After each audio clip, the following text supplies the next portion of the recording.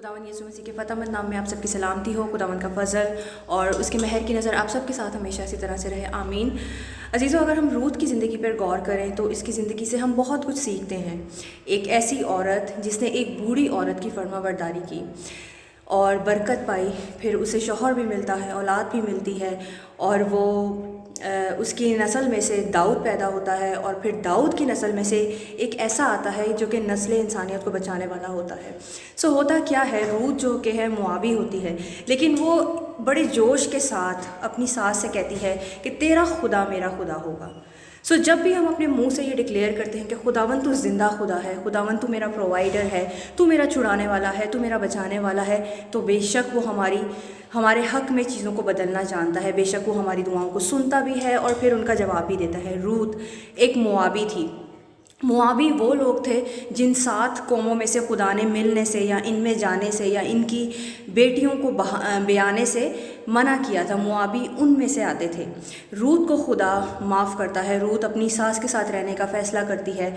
वो रोटी के घर को छोड़ के मुआब में जाती है। फिर मुआब से जब वो वापसी आते हैं तो खुदा उन्हें बाबरकत करता है, क्योंकि वो अपनी सास से कहती है कि तेरा खुदा मेरा खुदा होगा, तेरे लोग मेरे लोग होंगे, जहाँ तू रहेगी मैं रहूँगी, और मरूंगी भी वहीं और दफन भी वहीं होंगी। सो खुदा उसकी वफ़ादारी को देखता है, खुदा उसकी ताबेदारी को देखता है। रूत ने एक औरत की ताबेदारी करने पर इतनी बरकत पाई, तो सोचें मैं और आप जब यीशु की ताबेदारी करते हैं, जब यीशु की फरमाबरदारी करते हैं, तो यीशु हमें कितनी बरकत देता है। वो ना सिर्फ मुझे आपको बल्कि हमारी नस्लों को भी बरकतों के दरवाज़े उनके लिए भी वो खोल देता है। सो आज मैं आपसे कहना चाहती हूँ कि एलीमेलेक जो था, नोआमी का हस्बैंड, नोएमी का जो शौहर था, उसके एक गलत फ़ैसले की वजह से ये हुआ कि नोएमी बेवा हो गई, उसकी दोनों बहुएं बेवा हो गई। एक गलत डिसीजन ने उनकी ज़िंदगी को डिफरेंट तरीके से शो कर दिया, डिफरेंट फेज़ आ गया उनकी एक ज़िंदगी में। लेकिन जब हम अपने फ़ैसलों को सही तौर पर लेने लग जाते हैं तो फिर हमें खुदा ट्रांसफॉर्म करना जानता है। फिर वो हमारे हक़ में अपने ख़यालात को बदल देता है। फिर उसके शौहर के एक गलत डिसीजन की वजह से उसकी बीवी ने, उसकी जो बहुएं थी, उन्होंने सफ़र किया, वो एक मुश्किल का वक्त उन्होंने गुजारा।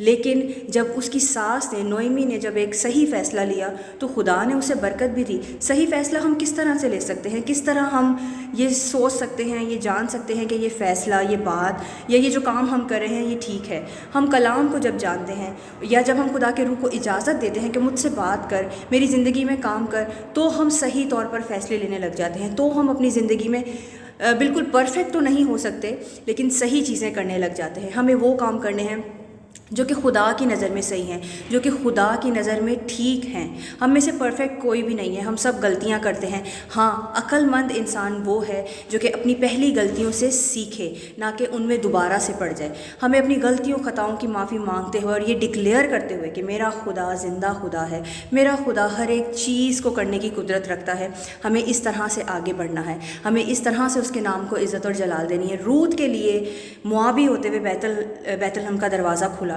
मेरे और आपके लिए यीशु के फॉलोअर्स होते हुए, यीशु के नाम का इकरार करते हुए आसमान की बादशाहत के दरवाज़े खुल जाते हैं।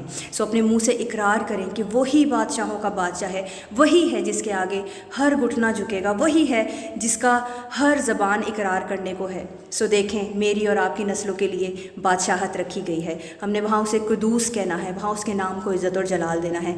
इस दुनिया में वक्त को गुजारते हुए जो हम उसे इज़्ज़त और जलाल दे रहे हैं, यहीं पर वो हम रास्ता बनाते हैं कि हम अब्दी बादशाहत में शामिल हो सकें। सो आज मैं आपसे कहना चाहती हूँ कि अपने डिसीजन को हमें करेक्ट करने की ज़रूरत है, सही फ़ैसले लेने की ज़रूरत है, उसके रूह की गाइडेंस में चलने की ज़रूरत है, क्योंकि यीशु चाहता है कि हम उसके साथ बादशाहत करें। मुझे और आपको फरिश्तों का इंसाफ करना है। खुदावंद इस कलाम के वसीला से आप सबको बरकत दे, आप सबको अपने जलाल के लिए कसरत से इस्तेमाल करें।